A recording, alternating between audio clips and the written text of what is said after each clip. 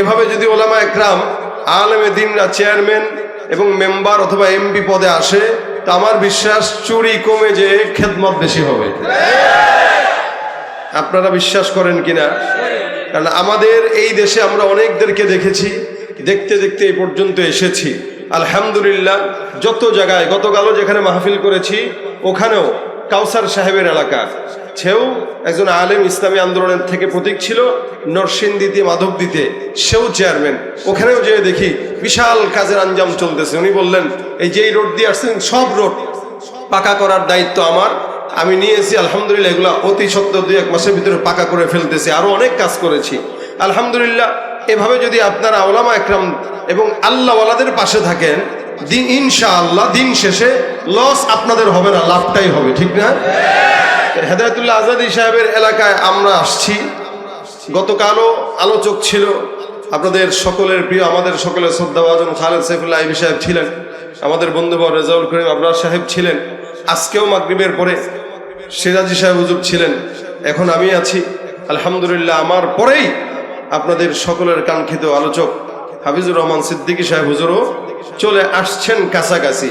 উনি আসার আগ পর্যন্ত হচ্ছে আমার সময়, উনি আসবে তো আমার লালবাতি জ্বলে যাবে। এই জন্য লালবাতি জ্বলার আগেই যা আদায় করে নেওয়ার নিবেন। গতকাল থেকে আজ পর্যন্ত সবাই ওয়াজ করেছে, কেউ কিন্তু গজল উপহার দেয় নাই। আমি আলহামদুলিল্লাহ আপনাদেরকে ওয়াজও দিব, গজলও দিব। তবে কিপটামি করে বসে থাকা যাবে। আওয়াজ দিয়ে আল্লাহু তাকবীর, নারায়ে তাকবীর। কোরআন সুন্নাহর আলো সংসদে জালো, লিল্লাহি তাকবীর। আওয়াজটা শেষ পর্যন্ত থাকবে। যারা দাঁড়ায় আছেন এদেরকে আদর করে কোলে নিয়ে বসায় দেন, কেউ যেন দাঁড়িয়ে না থাকে। দাঁড়ায় থাকা মানে কি জানেন? কিছুক্ষণ পর সুযোগ পেলেই ভাগবে, ঠিক না? যে আসবে এখান থেকে ভাগার কোনো সুযোগ নাই, কথা বলে না? আসলে ভাগার কোনো সুযোগ, বসতেই হবে।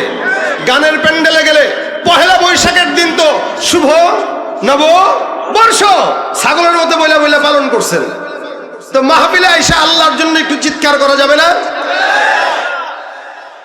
এজন্য যারা আসবে এদেরকে বসায় দিবেন, শেষ পর্যন্ত থাকবো ইনশাআল্লাহ, ইনশাআল্লাহ, ইনশাআল্লাহ। আল কোরআনের সৈনিক আমি, নেই তো কোনো ভয়, এক আল্লাহর গোলাম আমি, এই তো পরিচয় আমার, এই তো পরিচয়।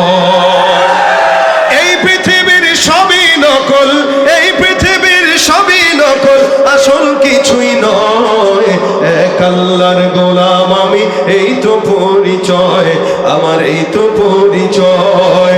কোরআন হাদিস শাসনতন্ত্র রাসূল আমার নেতা, উৎসাহ মোর চির অম্লান ইতিহাসে বীর গাথা।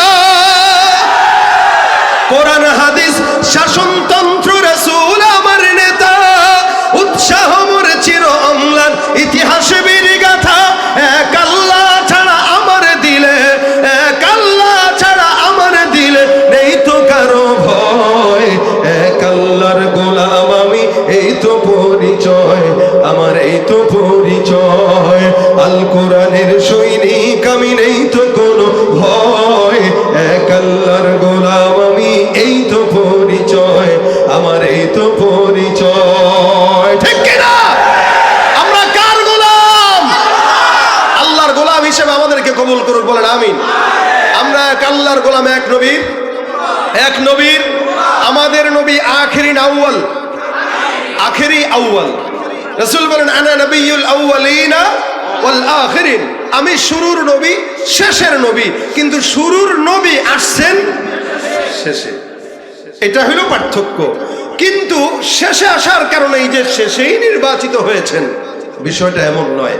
আসছেন সবার পরে, নির্বাচন হয়েছেন সবার আগে। কবে? আগে না, দুনিয়া শুরু হওয়ারও যখন আদম হয় নাই তখনও নবী মুহাম্মদুর রাসূলুল্লাহ নবী। আদম যখন নবী না, আসেও নাই, দুনিয়া যখন হয় নাই, তখনও আল্লাহর নবী মুহাম্মদুর রাসূলুল্লাহ শেষ নবী। সুবহানাল্লাহ।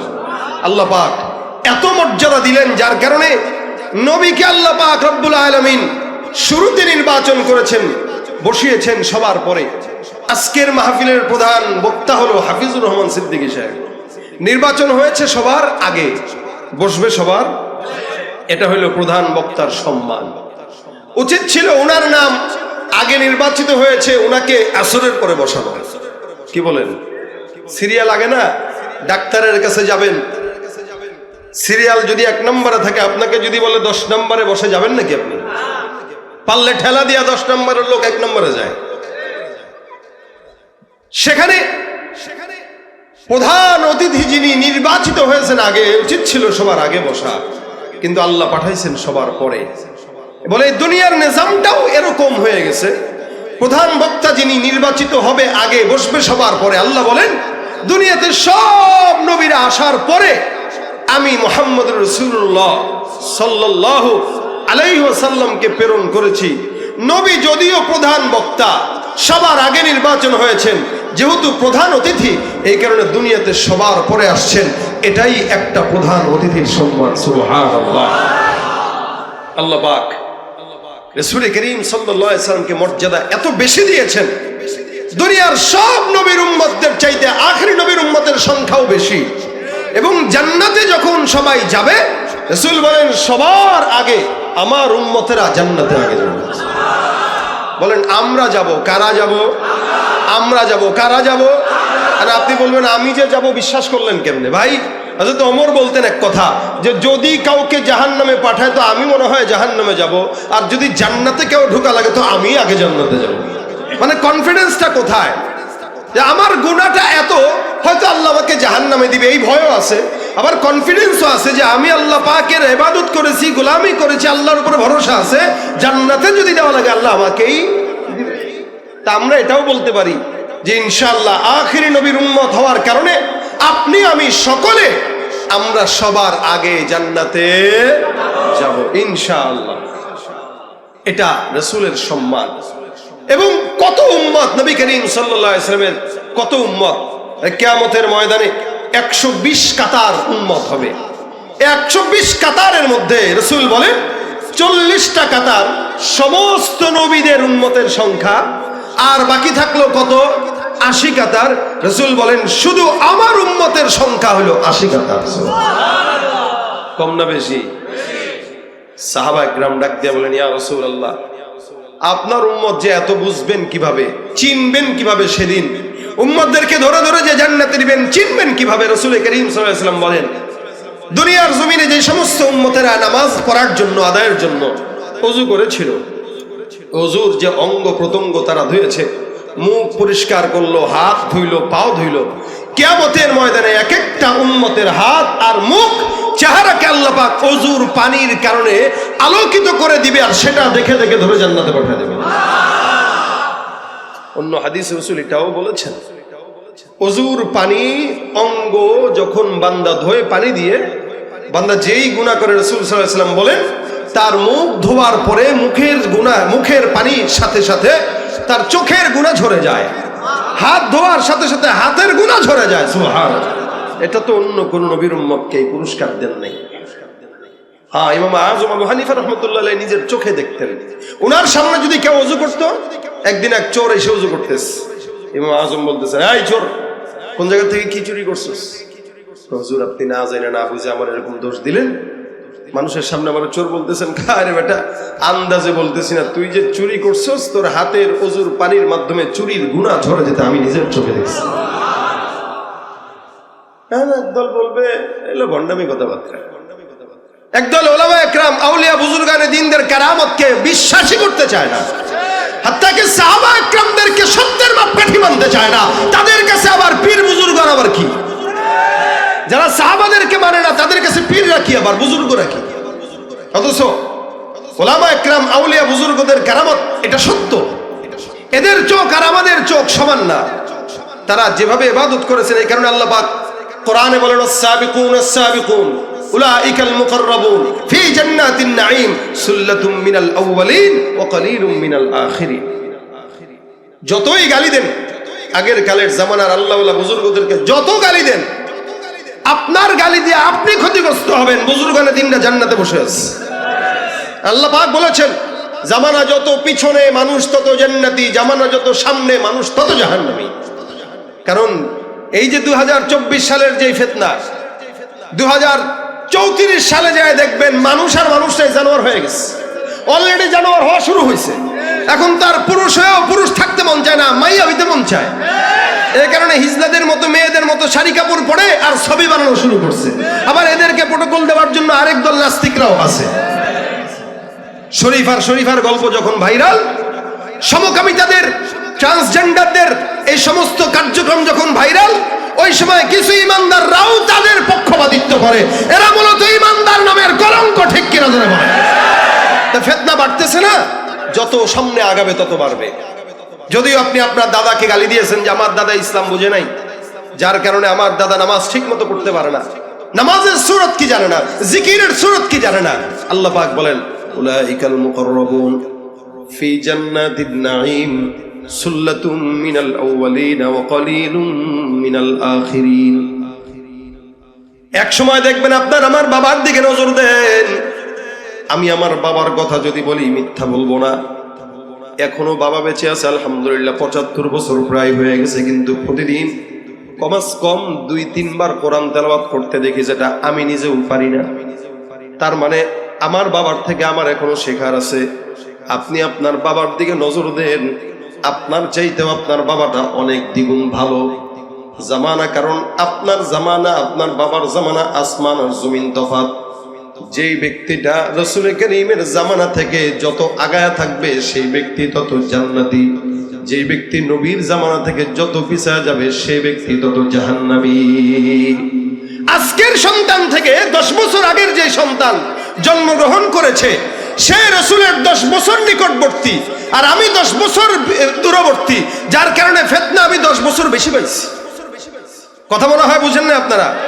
আমার বাবার বয়স যদি 75 হয়, আমি যদি আমার বাবার থেকে 30 বছরের ছোট হই বা 40 বছরের ছোট হই, তাহলে আমার বাবা 40 বছর আগে জমিনে আসছে, 40 বছরের ফিতনা কম পেয়েছে, আর আমি 40 বছরের ফিতনা বেশি পাওয়ার কারণে আমি রাসূলের জামানা থেকে দূরে, যার কারণে জাহান্নামের রাস্তা থেকে কাছে। এ ভাইরা আমার খুব বুঝবেন, আল্লাহ পাক রব্বুল আলামিন বলেন যারা দূরবর্তী, যারা নিকটবর্তী, যারা পরবর্তী, তারা অনেক জাহান্নামের নিকটবর্তী। আমি আমার বাবাকে দেখেছি, আপনি আপনার বাবার দিকে তাকান। এক সময় আমরা আমাদের দাদিকে দেখতাম, চাচিকে দেখতাম, খালাকে দেখতাম, ফুফুকে দেখতাম, সকালবেলা ফজরের নামাজের পর সূরা ইয়াসিন না তেলাওয়াত করে কোনো উঠানের কাজে ঝাড়ু দিতেও যেত না। বিকেলবেলা সূরা ওয়াকিয়া তেলাওয়াত না করে ঘরের কোনো কাজে যেত না। সকালবেলা সূরা ইয়াসিন, বিকেলবেলা সূরা ওয়াকিয়া। প্রতিদিন 2 বেলা কোরআন তেলাওয়াত, 24টা ঘন্টা জিকিরের মধ্যে থাকতো। আল্লাহ পাক রব্বুল আলামিন তাদের ঈমানটাকে এত মজবুত করেছেন, সকালবেলাও ঘুম থেকে তারা উঠতো, তেলাওয়াত করতো, বিকেলবেলাও তেলাওয়াত করতো, রাত্রেবেলাও তেলাওয়াত করতো। বর্তমান জামানায় আমি আমার নিজের কথাও যদি বলি, যখন ছোট ছিলাম আমি আমার বাবাকে দেখছি প্রতিদিন সকালবেলা যখন ঘুম ভাঙতো আমি আমার বাবাকে দেখতাম, আমার বাবা তেলাওয়াত করতো। ছোটবেলায় মা বাবার তেলাওয়াতের আওয়াজে ঘুম ভাঙতো, আর বর্তমান জমানার বাচ্চাদের ঘুম ভাঙে মা বাবার ফেসবুক আর ইউটিউবের আওয়াজে। মাও ফেসবুক চালায়, বাবাও ফেসবুক চালায়। বাবা ইউটিউব দেখে, মা ইউটিউব দেখে। সন্তান একবার ঘুমের সময় দেখে, এদিকে একবার বাবার মোবাইলের দিকে নজর, ওদিক দিয়ে মায়ের মোবাইলের দিকে নজর। সন্তান কি করবে? সন্তান 5 বছর হওয়ার পর আমারও মোবাইল কিনে দেবো। এই জন্যই তো এখন মাতাল হয়ে গেছে। ফ্রি ফায়ার খেলতে খেলতে মাতাফের মধ্যে যে ও পর্যন্ত ফ্রি ফায়ার গেম খেলে। সেদিন ভিডিওতে দেখলাম বাইতুল্লাহর তওয়াফরত অবস্থায় বাইতুল্লাহর মাতাফে বসে মোবাইলে গেম খেলতেছে। কত বড় নালায়েক হইলে পরে আল্লাহর ঘরের সামনে যাও হারাম কাজে লিপ্ত হয়। এই জন্য ভাইরা আমার, পূর্ববর্তী মানুষদেরকে যতই গালি দেন, এরা তো আল্লাহ পাকের কথা অনুযায়ী জান্নাতি। এ মুসলমান নবীর উম্মত, আল্লাহর হাবিব সাল্লাল্লাহু আলাইহি ওয়াসাল্লাম বলেন, আল্লাহ পাক রব্বুল আলামিনের বান্দারা যখন ওযু করবে, ওযুর অঙ্গ দিয়া বান্দার গুনাহ ঝরে যায়, যেটা আবু হানিফা রাহমাতুল্লাহ আলাইহি দেখতেন। এ আল্লাহর বান্দারা, নবী করিম সাল্লাল্লাহু আলাইহি ওয়াসাল্লাম বলেন, কিয়ামতের ময়দানে আমি আমার উম্মতদেরকে ধরে ধরে অঙ্গ চিনে চিনে জান্নাতে ঢুকায় দিব। আল্লাহ পাক রব্বুল আলামিন এত মর্যাদা দিবেন, অন্য কোন নবীর উম্মতকে আল্লাহ পাক এই মর্যাদাটা দেন নাই। মূসা পয়গম্বরের সঙ্গে আমার আল্লাহ কথা বলতেন, যার কারণে আল্লাহ পাক বলেন ওয়া কাল্লামাল্লাহু মূসা তাকলিমা। আমার আল্লাহর সঙ্গে মূসা কথা বলতেন, যার কারণে তার নাম কালিমুল্লাহ। এত কথা বলতেন যার কারণে আল্লাহ পাক রব্বুল আলামিন কালিমুল্লাহ লকব লাগাই দেন। মূসা পয়গম্বরকে আল্লাহ বলেন, হে মূসা, তোমার সঙ্গে আমি আল্লাহ নির্দিষ্ট সময়ে কথা বলি।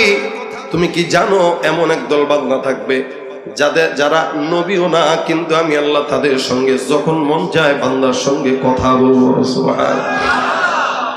আল্লাহ নবী মূসা ডাক দিয়া বলে, মালিক, ওই বান্দারা কারা? ওরা কি কোনো নবী? আল্লাহ ডাক দিয়া বলে, না না, তারা নবী না। এই জমানার মধ্যে একজন পয়গম্বরকে আমি পাঠাবো, যার নাম মুহাম্মদুর রাসূলুল্লাহ সাল্লাল্লাহু আলাইহি ওয়াসাল্লাম। ওই নবীর উম্মতদেরকে আমি আল্লাহ পাক রব্বুল আলামিন জমিনে প্রেরণ করব। তারা নবীর উম্মত হওয়ার কারণে আমি আল্লাহ তাদেরকে একটা জিনিস গিফট দেব, যেটা হলো সালাত। বান্দা নামাজের মধ্যে যখন দাঁড়াবে, বান্দা সূরা ফাতিহা তেলাওয়াত করবে। বান্দা ফজরের নামাজের মধ্যে দাঁড়াবে, জোহরের নামাজে দাঁড়াবে, আসরের নামাজে দাঁড়াবে, মাগরিবের নামাজ, এশার নামাজ, বান্দা নামাজের মধ্যে দাঁড়ায় পড়বে আলহামদুলিল্লাহি রাব্বিল আলামিন। আমি আল্লাহ পাক রব্বুল আলামিন বান্দার ওই নামাজের কিরাতের জবাব দিয়া বলবো, হামিদানি রব্বি। বান্দা আমার সঙ্গে নামাজের মধ্যে দাঁড়ায় দাঁড়ায় কথা বলবে। এই কারণে আল্লাহ পাক ডাক দিয়া বলেন, ওয়াসজুদু ওয়াকতারিব। বান্দা সিজদা দাও আর আল্লাহর নিকটবর্তী হয়ে যাও। একমাত্র ইবাদত যেটা নামাজ, এই নামাজের মাধ্যমে বান্দা আল্লাহর নিকটবর্তী হয়। নামাজের মাধ্যমে বান্দা আল্লাহর সঙ্গে কথা বলে। সুবহানাল্লাহ। বান্দেগানে খাসে আল্লাহ মুলগুয়ু দর জাহাজা নে জওয়াসি সুলকুলু জিমি সরশবু এ পিরাহন শনিদি চিরাদার চা হেকিন আনশ নদীদি। প্রত্যেকটা জিনিসের বয়স থাকে, এই জন্য বয়স অনুযায়ী আমল যদি কেউ করে আল্লাহ পাক তাকে সেই প্রতিদান দেয়া যায়। মুহাম্মদুর রাসূলুল্লাহ সাল্লাল্লাহু আলাইহি ওয়াসাল্লামের উম্মত হওয়ার কারণে নামাজের মতো ইবাদত যদি কোনো বান্দা করে, আল্লাহ বলেন তার সঙ্গে আমার কথা হয়। কখন কথা বলতে মন চায়? নামাজের মধ্যে দাঁড়ায় যেন। গভীর রাত চেয়ারম্যানকে ডাক দিবেন, চেয়ারম্যান শুনে না। মেম্বারকে ডাক দিবেন, মেম্বার শুনে না। এমপিকে ডাক দেন, এমপি শুনে না। কোনো বান্দা যদি যায় নামাজটা বিছায় আমার মাওলাকে ডাক দেয়, আল্লাহ পাক রব্বুল আলামিন বলে, বান্দা নামাজে দাঁড়ায়া দাঁড়ায়া আমি আল্লাহর সঙ্গে কথা বলা শুরু করে দিবে। আচ্ছা, আল্লাহ কি ঘুমায়? কথা কয় না, ঘুমায়?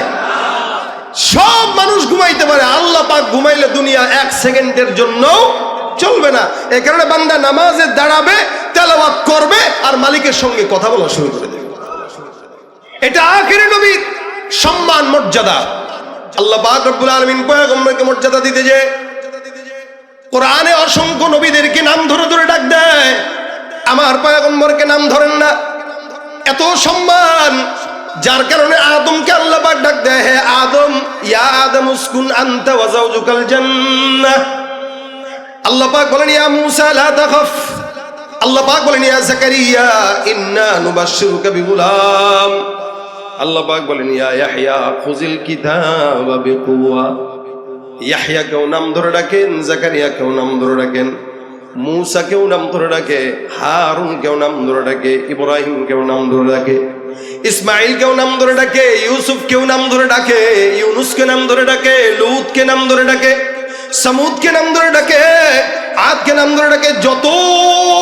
যত এলাকার ভিতরে জনপদ ছিল, সব জনপদের নবীদেরকে আল্লাহ পাক রব্বুল আলামিন নাম ধরে ধরে ডাক দেয়, নাম ধরে ধরে ডাক দেয়।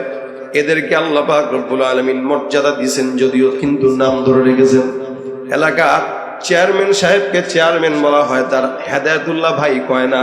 কারণ সম্মানের বান্দাকে মানুষ চেয়ারম্যান বলে, মুফতি সাহেব বলে, মাওলানা সাহেব বলে, খতিব সাহেব বলে, মুহতামিম সাহেব বলে, উস্তাদ বলে।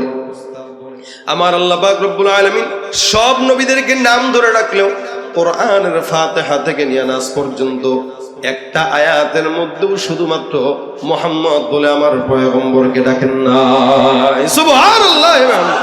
এক জায়গাতেও ডাকেন নাই। নামটা যখন নেওয়ার প্রয়োজনীয়তা অনুভব করলেন, আমার আল্লাহ পাক ডাক দিয়া বলেন ইয়া আইয়ুহান নবী। আমার আল্লাহ সব নবীদেরকে বলে হে আদম, হে মুসা, হে ঈসা, হে দানি, হে জাকারিয়া, হে ইয়াহইয়া, হে ইব্রাহিম, হে ইউসুফ, হে ইদ্রিস, হে ইয়াকুব। কিন্তু মুহাম্মদের বেলা আল্লাহ পাক ডাক দিয়ে বলেন ইয়া আইয়ুহান নবী। কখনো কখনো বলেন ইয়া আইয়ুহার রাসূল। রাসূল বলে সম্বোধন করেছেন, জানি আল্লাহ পাক নবী বলে সম্বোধন করলেন, কিন্তু একটা জায়গাতেও ইয়া মুহাম্মদ বলে উল্লেখ করেন নাই। সম্মান কি বেশি দিলেন নাকি কম দিলেন? সব নবীদের নাম ধরে ধরে ডাক দেয়, মুহাম্মদকে আল্লাহ পাক নবী বলে ডাক দেয়। কখনো কখনো আল্লাহ পাক লকব দিয়া ডাক দিয়া বলেন ইয়া আইয়ুহাল মুজাম্মিল, এই চাদরওয়ালা। কখনো বলেন ইয়া আইয়ুহাল মুদ্দাসসির, কখনো বলেন হামিম, কখনো ইয়াসিন, কখনো তাহা মা আনজালনা আলাইকাল কুরআনা লিতাশকা। সব আয়াতের মধ্যে আল্লাহ পাক লকব দিয়ে দিয়ে ডাকেন। কখনো বলেন লাকাদ জাআকুম রাসূলুম মিন আনফুসিকুম আজিজুন আলাইহি মা আনিতুম হারিস আলাইকুম বিল মুমিনিনা রাউফুর রহিম।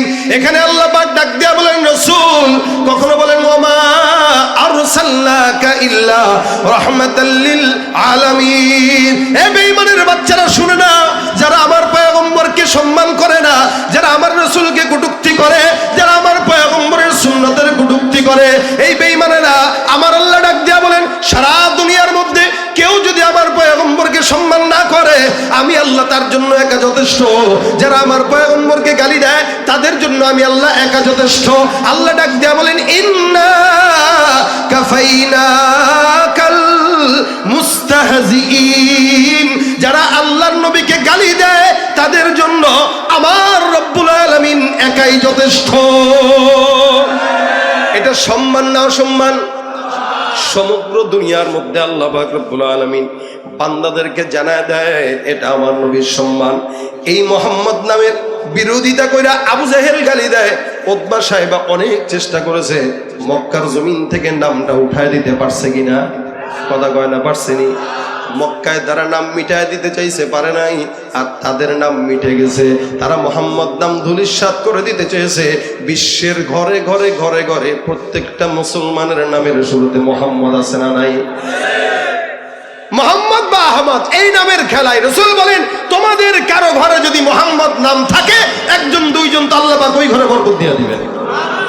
এজন্য যদি সন্তানের নাম রাখেন রাখবেন মোহাম্মদ। আমি আমার ছেলে দুইটা, একটার নাম মোহাম্মদ, একটার নাম আহমদ। এই জন্য ঘরে আলাদা বরকত, যেখানে মোহাম্মদ বরকত সেখানে। কারণ আল্লাহর নবী মুহাম্মদুর রাসূলুল্লাহর নাম এই ঘরে থাকবে আর এই ঘরে বরকত থাকবে না, এটা হইতে পারে না। আল্লাহ পাক রাসূলের নামের বরকতে গোটা বিশ্বে এই মোহাম্মদ নাম ছড়ায় দিয়েছে। আর যারা নাম মিটায় দিতে চেয়েছে তাদের নামটাকে, তাদের ঘরটাকে কাবা শরীফের ওই চত্বরে বাথরুমে রূপান্তরিত করে দিয়েছে। আবু জাহেলের বাসা এখন কি? কথা বলেন। আজি সাহেবরা গেলে তালাশ করে যে হাঁকবে কেমনে। আমি গতবার তাওয়াফ করে বেরোইতেছি, তো এক মুরব্বী একদম বুড়া আমার দেখা কয় কাকা আবু জাহেলের বাড়ি কোনটা? চিনি না, একটু চিনা দেন। আমি কি হয়েছে? চাপ লাগছে নি কাকা আপনার? হাসি দিয়া কয় বহুত কষ্ট করে ঠেকায় রাখছি, তাড়াতাড়ি বলেন। মনের খুব ইচ্ছা ওর বাসা যায় কাজটা সারবো। মানে মাতাফের তাওয়াফ যে করবেন মসজিদের নিচে আন্ডারগ্রাউন্ডে বাথরুম টাথরুম আছে, ওই জায়গায় তার ঘর বাড়ি ছিল। তো ওই জায়গাটাকে এখন বাথরুম বানায় রাখছে। আল্লাহ কয় তুই আমার হাবিবের বিরোধিতা করছস, তোর বাসস্থানে আমার আজীবন বান্দারা খালি পায়খানা করবে। এজন্য দোয়া করে আল্লাহ পাক যেন আপনাদেরকেও আবু জাহেলের বাড়িতে পায়খানা করার সুযোগ দেয়। দোয়াটা যারা বুঝছেন তারা আমিন বলছেন আর কি, জোরে বলেন আমিন। তা আবু জাহেল মিটায় দিতে চাইছে, পারে নাই। উতবা মিটায় দিতে চাইছে, পারে নাই। সায়বা মিটায় দিতে চাইছে, পারে নাই। সমস্ত বেঈমানরা মিটিয়ে দিতে চেয়েছে, পারে নাই। এখনো যারা চায় এরা পারবে না, যেহেতু মূল শয়তানেরা পারে নাই, হাইব্রিড ওয়ালা শয়তানরা পারবে, এটা দক্ষিণকালেও সম্ভব না। বিশ্ব নবীর অপমানে যদি না কাঁদে তোমার মন, মুসলিম নয় মুনাফিক তুমি নবীজির দুশমন। নবীর প্রেমে জীবন দেবে কে আছো নওজোয়ান, তাকবীর তুলে সিংহ শাবক হও তুমি আগুয়ান।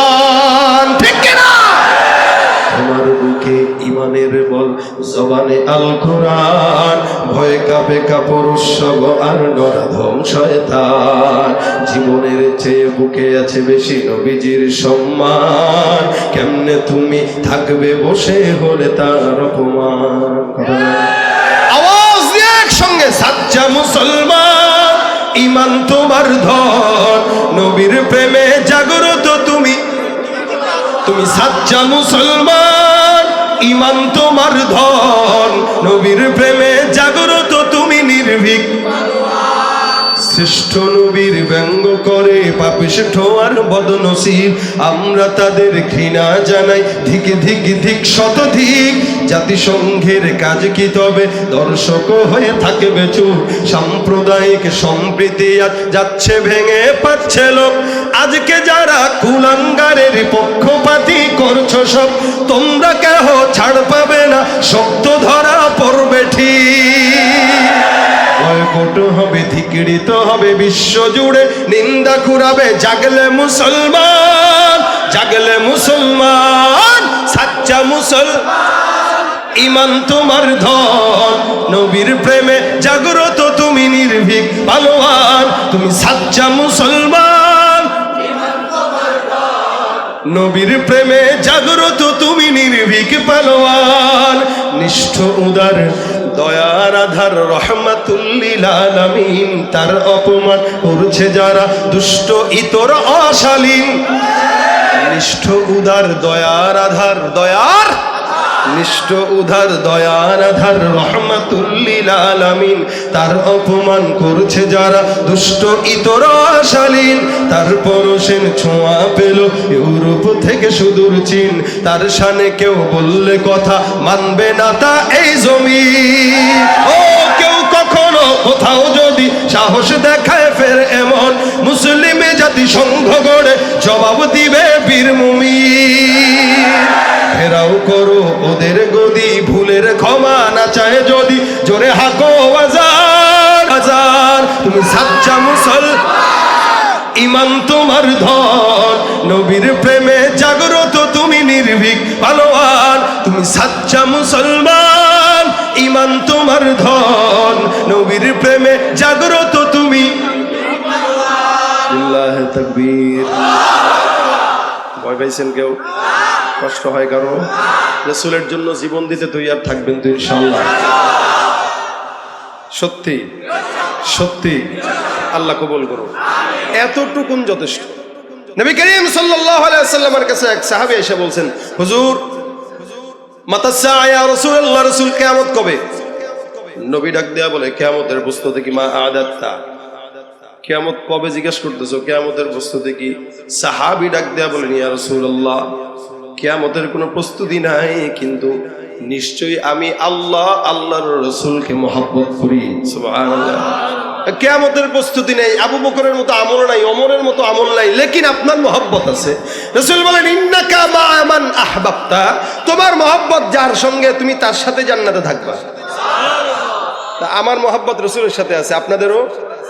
বিশ্বাস করি রাসূলের কথা সত্য হইলে আমরা রাসূলের সাথেই থাকবো ইনশাআল্লাহ। নবীর কথা মিথ্যা হবার কোনো সম্ভাবনা নাই, জোরে বলেন ঠিক কিনা? তা রাসূলের সাথে আমরা জান্নাতে থাকবো ইনশাআল্লাহ। মহব্বতটা খালি থাকলেই হবে।